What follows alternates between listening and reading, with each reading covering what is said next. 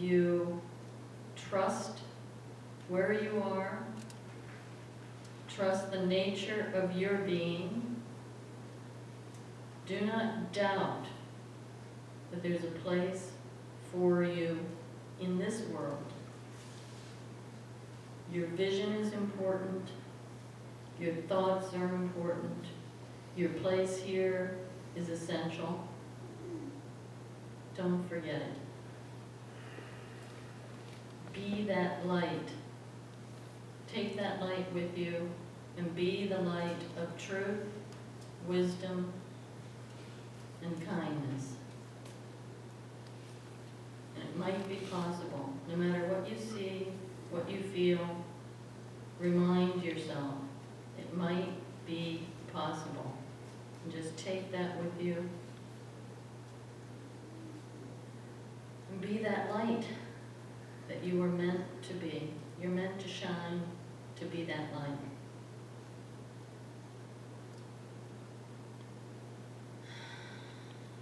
So you can come back and open your eyes and know that we've created this space here and we've connected our hearts and minds for positive and constructive use. We'll be helping each other at levels, unseen levels, levels beyond the everyday imagination. Don't worry, keep imagining. And imagine that one day you are saying to yourself, I never could have imagined it could be this beautiful, this joyful, this creative. And that's really what they have to say to us tonight.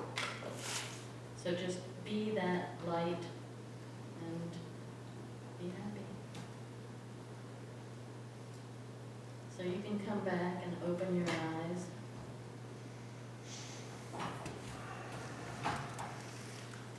And feel the council of beings that we brought in.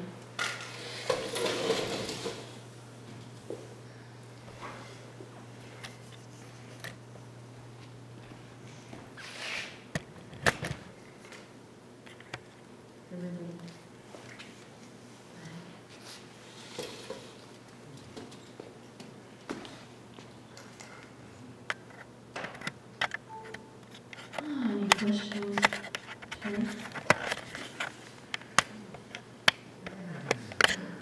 Yes. Thank you for that. Oh, you're welcome. I went into a deep space where I totally knew this. So the energy, peacefulness. Not trying to miss something. I doubt it. But I guess one question about taking the message of being, talk about words of kindness, Mm-hmm. speaking from a place of embodying what I'm hearing, embodying the consciousness that we want to create, Mm-hmm. as opposed to going into a reactive place. I think that's what I heard you say. Yes. Yeah. And I think, I guess, one of the parts is maybe examples, kind of like how, and I think we should go through different ways in terms of how do we choose to respond differently. You know, if there's a choice, how do we can choose to go into, I think of it as kind of like our reactive self versus going into our. Well, I think the first question is, I noticed that we always ask how. And the minute that we ask the question how, it seems almost as if we have to stop and figure it out and know how before tomorrow comes, before the challenge comes when you're going to react or not react. So that I found if I just could take a deep breath and say, I'm open to being shown the way to embody truth, wisdom, and kindness. Tomorrow, should a situation occur where I could have reacted in some way by habit or whatever, I'll be shown the way to a different way. But the minute the question how comes up, we start to have to, with our everyday mind, which is very limited, we don't know the possibilities. We don't know the challenge we're going to have tomorrow. We don't know what's going to present ourselves. So, and we instinctively, we all do it. You know, how am I going to do that? How am I going to not react? Or how am I going to whatever? But then we start to have to figure it out and come up with a good answer, the how. But I have found that when I use the affirmation, I'm open to be shown the way, to trust my truth, to trust that I have this piece of me that I created tonight or brought in, and I'm going to trust that I'll be shown the way. And it relieves us of having to figure it out, which is, it's tempting to get into that. How am I going to do it? How am I going to do it? Next week hasn't come. Tomorrow hasn't come. The next moment hasn't come. And here we are worried about it. I mean, you're reflecting all of us, you know, that we're all worried about how we're going to manage it. The how, the dreaded hows.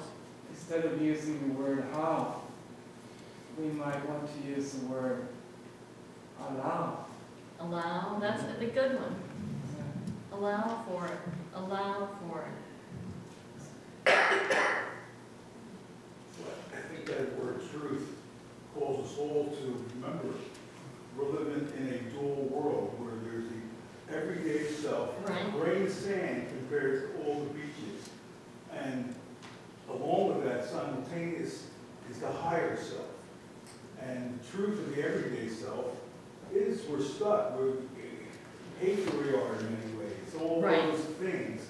But that's not the whole truth. That truth is that everyday experience. And we try to change anything with sure grit of the everyday experience. We're always caught up short. And everything about metaphysical learning has really been about when you let go, when you surrender. Surrender to what? Is there a what that's on the other side of picking up that surrender? And I just remember one reading when the spirits talked about the difference in the possibilities with the everyday self thinking versus the higher self. And it compared, I remember, think of a grain of sand. Think of a grain of sand, we'll say, around one tree, or a blade of grass. Yeah. And that one blade of grass in that round tree, to me, it would have been enough to think of all these other possibilities. But that was at the beginning. Think of one blade of grass amidst all the grass that exists on earth today, all the grass that has ever existed, and all the grass that will exist. And what we know is our everyday mind is that one blade of grass in that field of possibilities. So the wisdom was not to know what that higher self is, or does it, but know that it exists. And the truth, that's the truth, I think, that I came away with. The word truth always used to block me. What's truth? What's truth? But this truth of everything I've learned for 4 years in Seth is about this dual consciousness. And sometimes I'm that self from the balcony, and sometimes I'm this Alan Hunter, tiny little self. But knowing that higher self is playing the game 1,000 times when I get a dream of playing it, has given me the peace to just surrender to it. Yeah, that's the analogy. Our mind, the everyday mind, the one that we say needs to figure things out ahead of time, have the answer, know what our goals are. That little bit of mind in one of our readings was like our mind is a blade of grass. In all the grass that exists in the world now, that ever has, ever will be, our mind is like one little, and we don't know the rest of it. We have no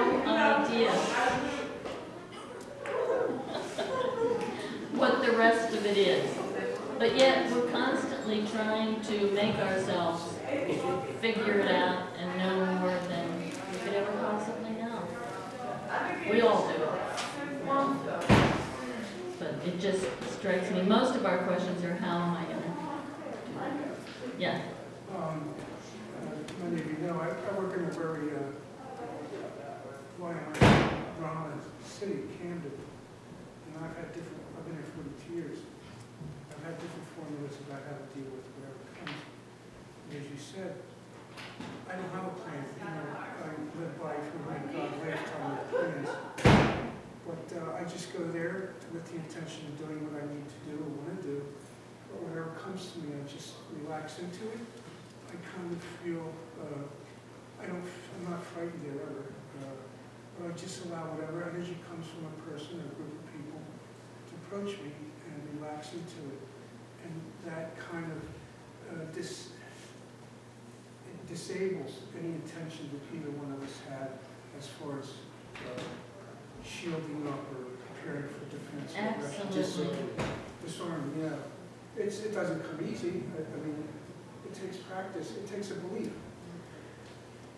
It's a belief I have, because I also believe we're not promised tomorrow. In what? I also believe we're not promised tomorrow. Absolutely. Absolutely. So,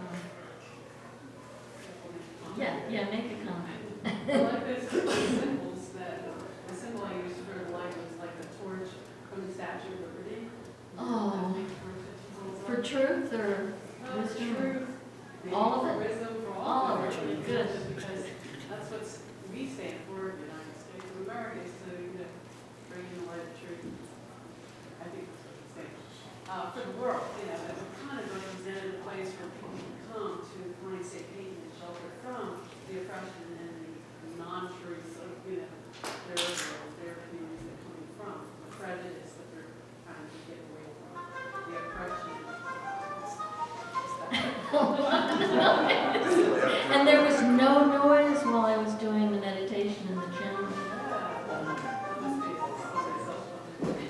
That's pretty interesting.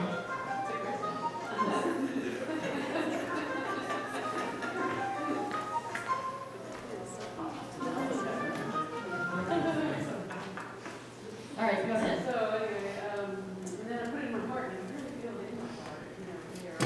And I feel that maybe I can use that knowingness, now when I see something happening, just kind of tune into that heart space and that love space. And I've often found, though, through meditation over the years, that I become more able to adapt to the polarities and to the ups and downs of the world with less reaction. It seems like as the more you meditate, it seems like less reactive you become.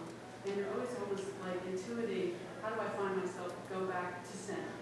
How can I find myself go back to being integrated and whole and centered, regardless of what's going on around me?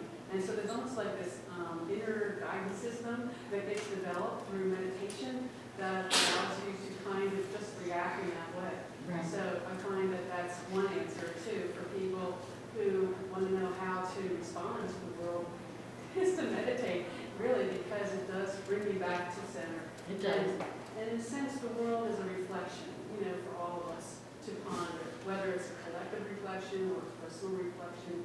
That's part of what it is to be in this reality, is to observe the reflection and then to respond to the reflection. And so if, in fact, the world right now is a reflection, it must be a reflection of something. It may not be of me necessarily, but of something. And so how do I respond to that reflection? I say, well, it doesn't bring me into balance. I'm going to bring myself into balance to observe that reflection. And maybe it'll show me something about myself. And as Carl Jung said, the shadows of ourselves. Yeah.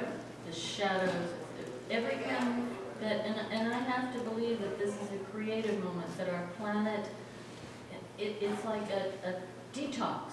It really is, and we may have to experience it looking sicker and worse and feeling horrible and going through this to get healthy, to experience well-being. I have to believe that. I really do think that we are going through a detox. And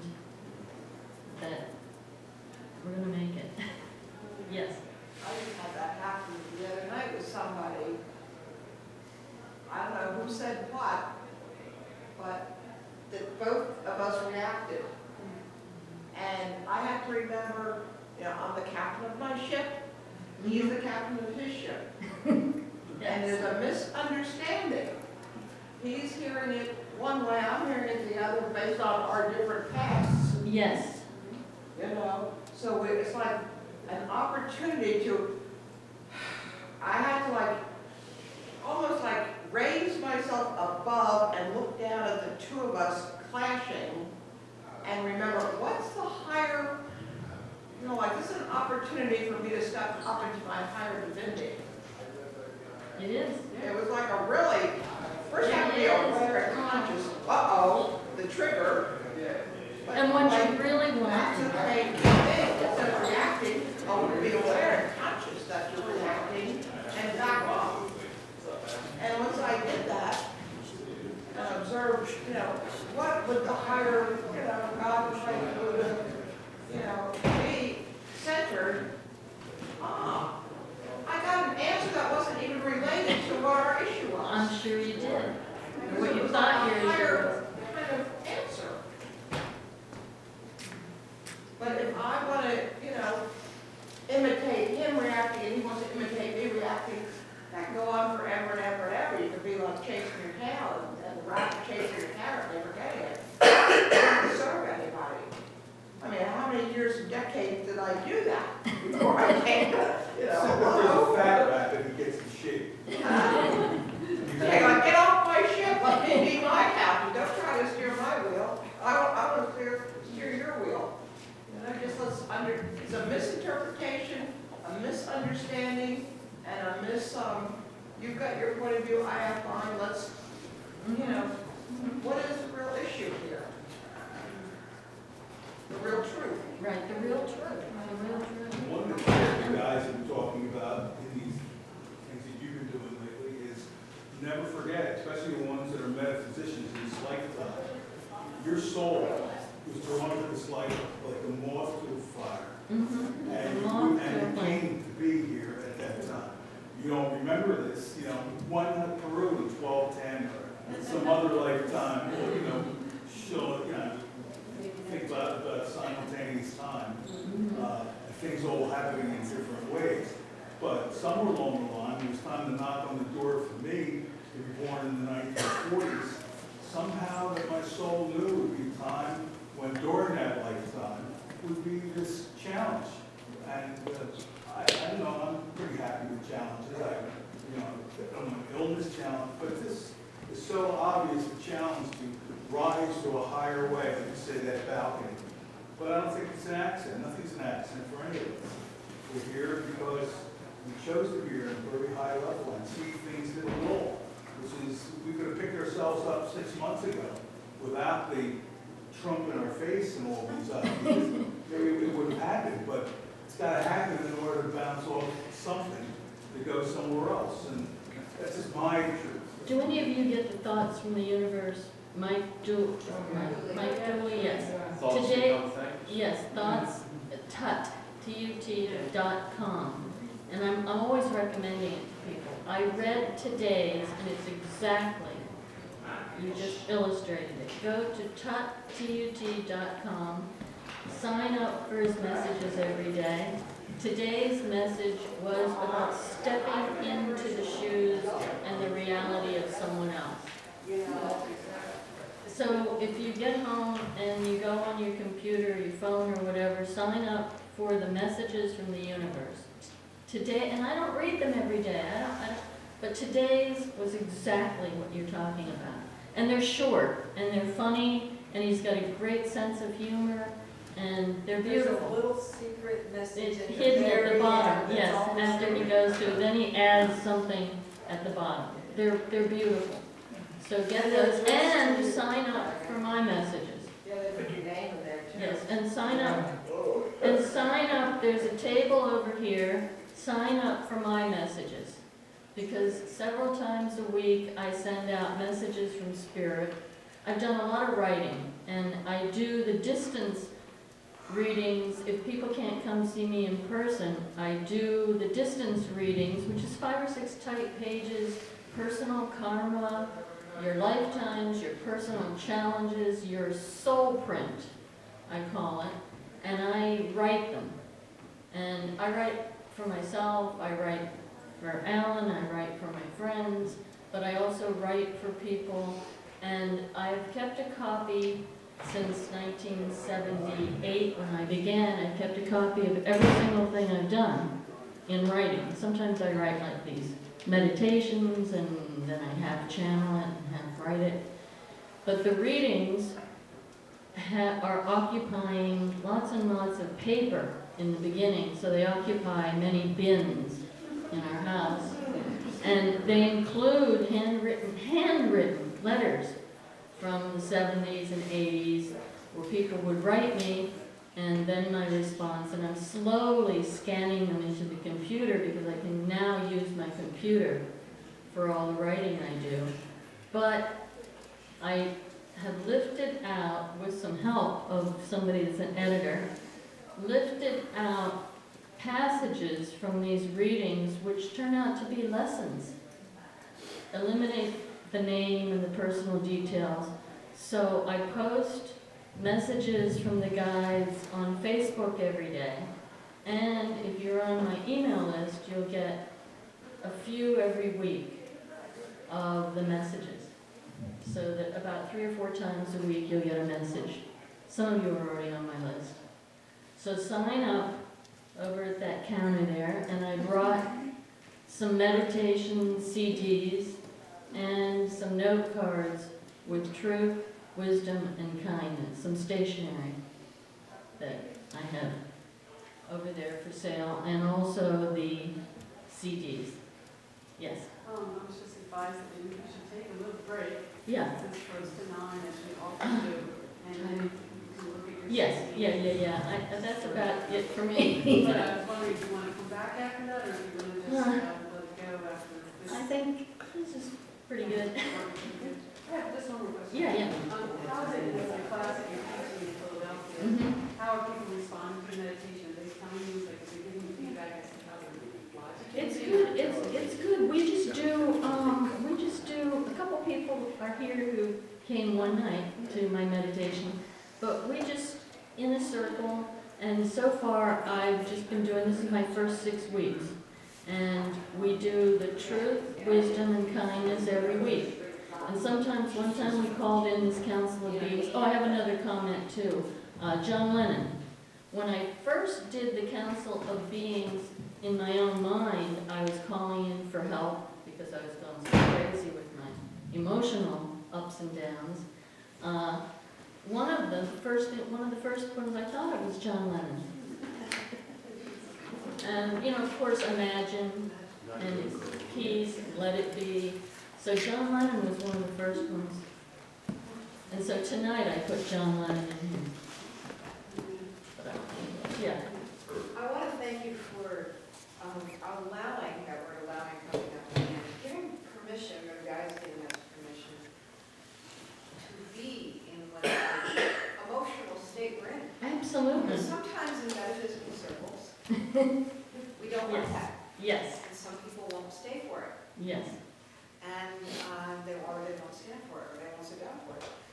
So I really appreciate that, because I know a lot of times we live from the 4th, 5th, and 4th through the 7th chakra, and we don't live the 1st through the 3rd. And it seems very important these days to integrate all of it and keep it all integrated and moving.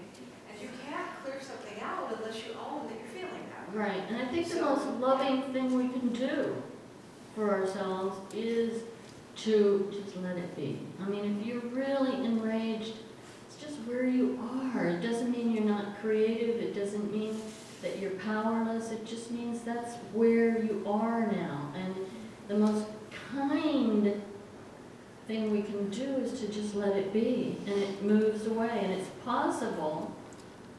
Fear, so many people, I shouldn't feel fear, I shouldn't feel guilt, and you feel guilt about your guilt, and then you feel fear around your fear, and it's just crazy. I'm fearful, and I'm afraid because I'm afraid. Yeah. I'd just like to share an experience that I've connected to. A little louder, When you state this. a little louder, please. Oh, Take a deep breath. When you state, you know, whatever, I love you. Macon, embrace judger of all of us. Your faces come out. I mean, you know, I go through things, I work in the lab. I dealt with this situation on Sunday, and it brought up certain things for me, and I had to embrace it, release it, send loving hearts to all of them, and then neutralize. To stay in the moment, to be in the moment, Yeah. and to accept as best we can. And it's a journey, it's an experience. It takes its own journey for each one of us to be without judgment. Without judging you, me, him, her, when you get there, when you don't get there. My judgment is to be totally creative. So everyone else is to be honored in their own choice. And it's been an amazing journey because I learned lessons from all kinds of things. Animals, insects, children, thoughts, friends, and family. And I think, Well, why not just eliminate the J word from our vocabulary, judgment? I mean, if everybody did something different, I could just it's a accept, process. accept, and then if it's not acceptable to me, then I share with that person, you know, I prefer to do this, you know, I didn't care for that, I prefer this, give them a solution, my solution. Otherwise, there's judging, but you're pointing three fingers back at yourself. So it's either accepting, you don't accept, and if you don't accept, speak up, you know? Don't just act, you know, when somebody puts something into the universe with words, like the devil is real, you know, if somebody said that, do I have to accept that? Am I going to judge them? Oh, they're an evil person?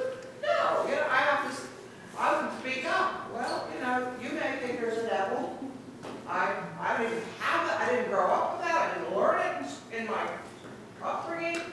You know, just to put out another option, because some people, it plants a seed. Oh, there's a devil, there's a devil. They leave here, there's a devil. But if somebody else, you know, voices an opinion, well, you have your opinion, there's a devil. Me? No such thing. Then it plants a seed in that person. Oh, there's a devil to that person, there's not a devil to that person. What do I think about the devil? We actually have the devil in some doors.